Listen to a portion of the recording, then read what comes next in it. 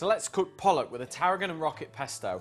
I've got some really nice thick fillets of pollock here. They're about 8 ounces each and they're going to make a really meaty portion. So the first thing we need to do is season with some salt and pepper. Sea salt on the top and some pepper on the top as well. And that'll just give us a really good flavour. To go with our fish, I want to make a pesto. Now you would usually expect basil or sun-dried tomato, something like that. But we're working with fish today, so what we want to do is a tarragon and lime pesto, which will work really well. Into a food processor, pop your tarragon in, and then you want twice as much parsley, because tarragon's really strong in flavour. And then I've got some toasted pine nuts. I've just put these into a dry non-stick frying pan, and I've just toasted them in a little bit of olive oil and some sea salt for about 5 or 6 minutes till they're really nice and golden. And then I've got a lime. So what you need to do with this is take the top off and the bottom, and then we're just going to cut and skin off because we don't want that. What we want is just the acidity of the lime. And then I'm just going to cut it into 4 just to give the food processor a head start. And then half a clove of garlic, so a sprinkle of black pepper in there, add in some sea salt and then some olive oil.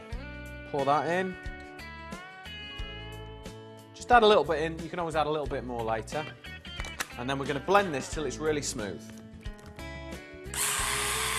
Pesto's really nice and smooth now, so that's ready. We've got some foil here, just cut a piece, about 30-40 centimetre long piece. And then we want a little bit of olive oil on there, that'll stop the fish from sticking. And then I want to season that as well, because the fish is going to sit on here. I want seasoning on both sides. Black pepper, bit of salt, put both the fillets in here if you want, or you can do individual ones, it's entirely up to you.